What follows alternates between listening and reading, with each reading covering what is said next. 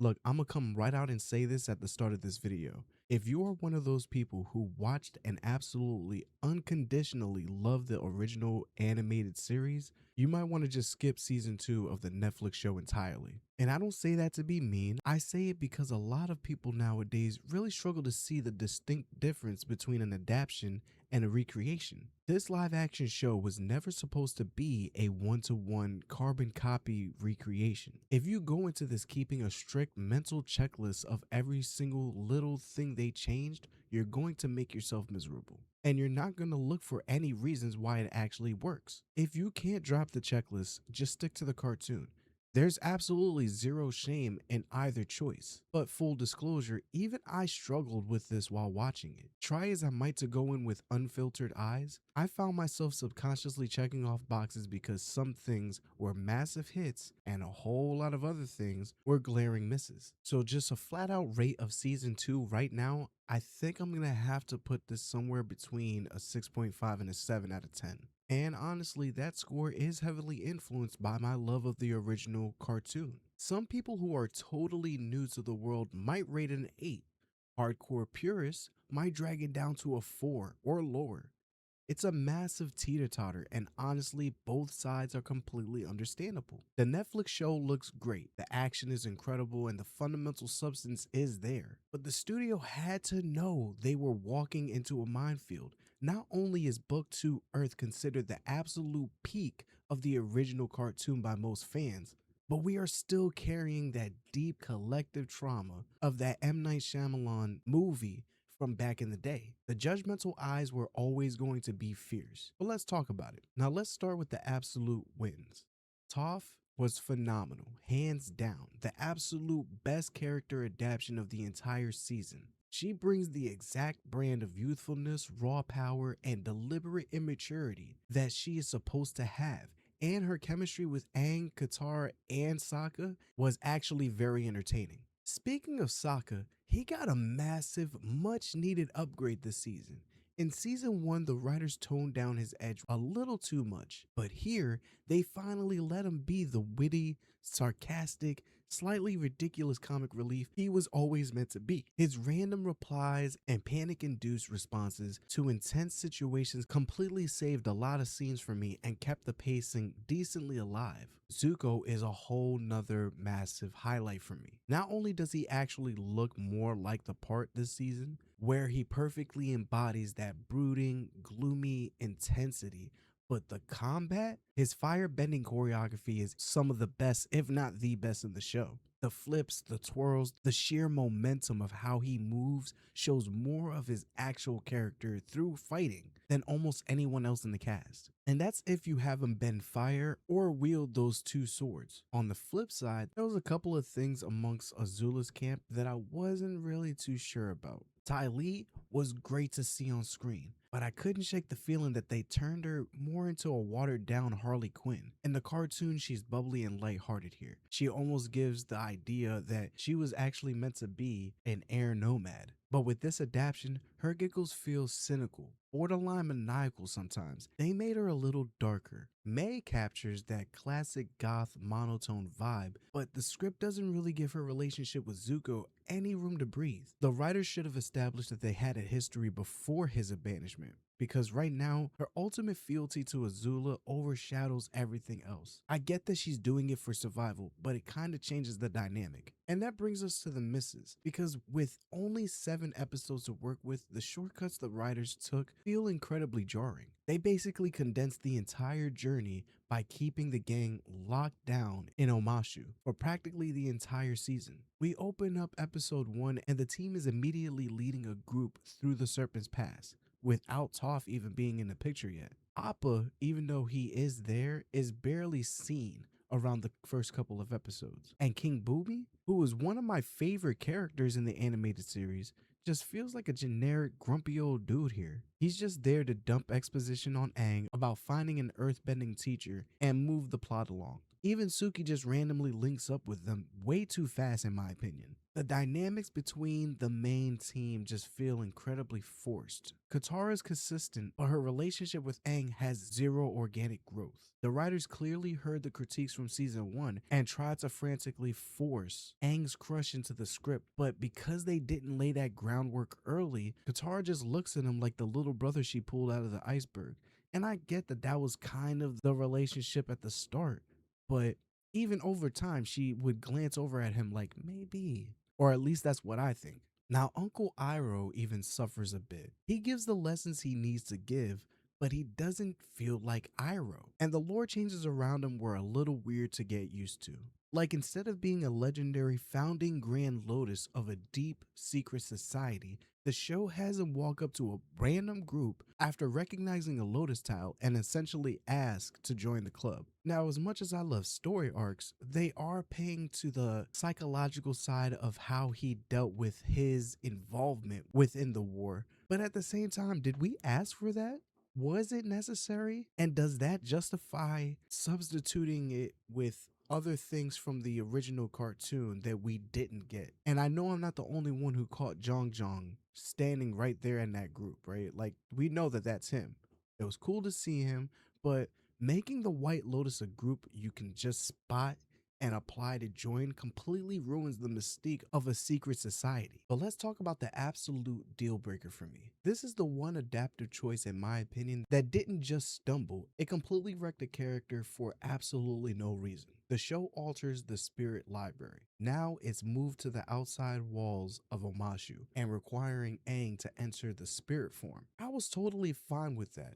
What I wasn't fine with was the fact that they actually had Toph go inside the library with them. In my opinion, Toph shouldn't have been in there at all. When you're in spirit form, you can't bend. And correct me if I'm wrong, her seismic sensing isn't just some standard human trait, it's an earthbending ability. She should have stayed outside. The live action adaptation also put Jet there in the library, which is where he ultimately ends up dying. Now, my original pitch in my last Avatar video was actually for him to show up later on in the catacombs to meet his end, but the Netflix version putting him here was practically the same outcome I was suggesting just earlier. So I was honestly okay with that choice too. And you should definitely check out that previous video if you want to see how that pacing would have worked out in a much better way. But the way they handled the professor and Wan Xing Tong was just flat out stupid. In the cartoon, Wan Xing Tong sinks his library back into the spirit world because he overhears the humans planning to use his knowledge for war.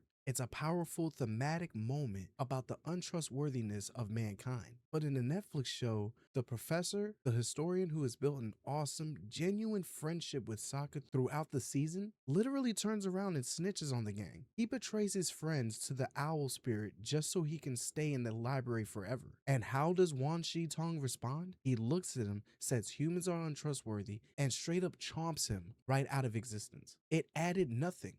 It set up nothing.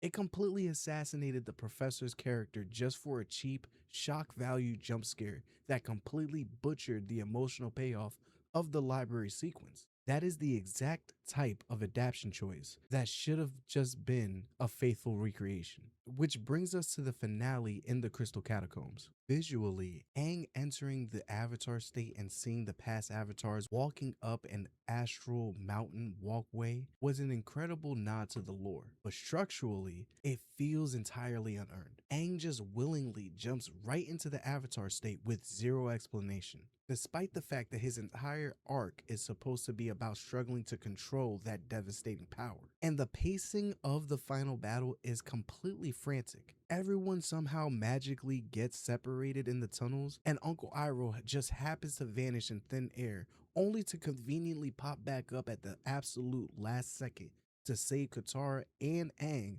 from Azula, Zuko, and the Dai Li. We all knew he was coming, but he should have been there fighting the whole time instead of just materializing for the script's convenience. But still, Aang gets blasted by lightning, Katara revives him with the spirit water, and the season just ends. Look, season 2 left a lot of broken pieces on the board, and with season 3 set to be the absolute final season, the writers have backed themselves into a major corner. But if they're going to stick the landing, they need to look at season 3 not just as an adaptation, but as a redemption arc for the live action series itself. The studio has actually been decently good at handling the time gaps between seasons so far. We know a time jump is coming to explain how long Aang was out after getting blasted by Azula's lightning. Now, as long as they don't try to pull some ridiculous, yeah, it's been a couple of years time gap, because that would be way too long, the passage of time just needs to be clear. When Aang wakes up,